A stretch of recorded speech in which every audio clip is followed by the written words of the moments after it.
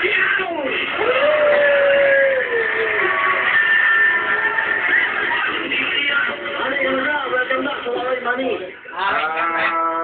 back. Thank you very much sa pag-invite ulit sa akin. Maraming salamat sa inyo. Ay, malapit na lang ano, nag-training ka na ngayon. Nag-training ka. Kailan punta mo ng LA? Dito ka mag-training, di ba? Bali, bumalik lang ako para dito sa Huawei. Siyempre, yung lang sila eh.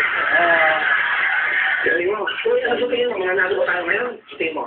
Siyempre, Lamato. Wala nang kadala-dala eh. Okay. Nalaman kami ng pumusta ko to. Pumusta ko lang ang kabuhayan ko. Gano'n dyan. Lahat na. Ipusta nyo na. Pati nanay, tatay niya. Pari, gano'n ka? Alam mo yan, nalaman ka ng album. Gawa na dito ka, no? Mayroon, sana supportahan nyo pa rin yung laban natin to. At saka, meron niya pala kung show sa sitcom bar. Sitcom bar. Pwede ba yan? Alas din yan. Okay lang yan. Pamilya din yan. Pamilya rin din yan. September 28, Thursday po yan. 300 pesos lang ang ticket, pero kung ngayon kayo bibili, may promo. 600, buy one, take one. 300 po yung ticket. Yung mas makamura, may 50. Sa labas lang. Makibalita kayo ko lang. Manny Pacquiao. So kung nag-interview mo, interview ako ng ladies and gentlemen, Manny Pacquiao. Ladies and gentlemen, in the Summer's Arena, and he wanted to fight more hours. What can you say about the world? You know, to the party in the country, the Philippines. Manny? Maybe I want to thank all the supporters and absolutely my fellow countrymen, especially Madam President.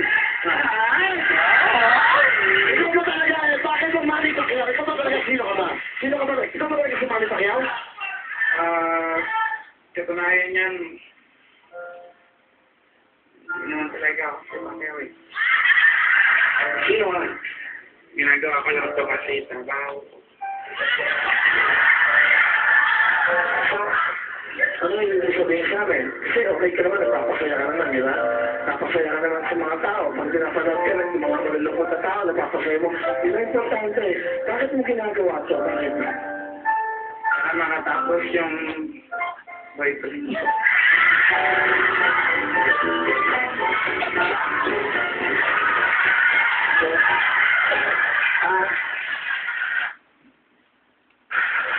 May boyfriend ka, Manny Pacquiao? Boxing niya naman, di ba? Hindi naman niya ako si Pacquiao eh. Sino ka ba talaga? Sino ka talaga? Bali, ako si Pu. Nagmahali kasi ako. Gusto mo sabihin, ano gusto mo sabihin sa lalaki na mahal mo? Sabi mo sa camera. Tumapit ka sa camera. Alam mo,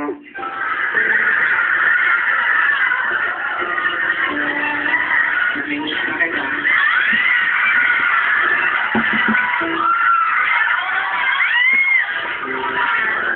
Naalala ko yung ginagawa.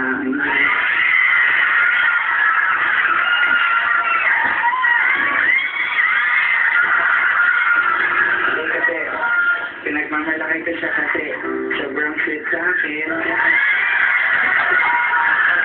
Katunayan niya, sobrang sweet. Bago kami matulog, nilalagyan niya ako ng plastic bag sa ulo. Pag hindi na ako makahinga, tatanggalin niya, sabihin niya sa akin, I love you.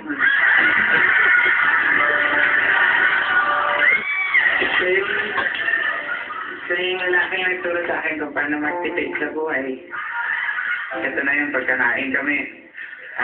Ang ulam niya, pork chop, sa akin, ketchup,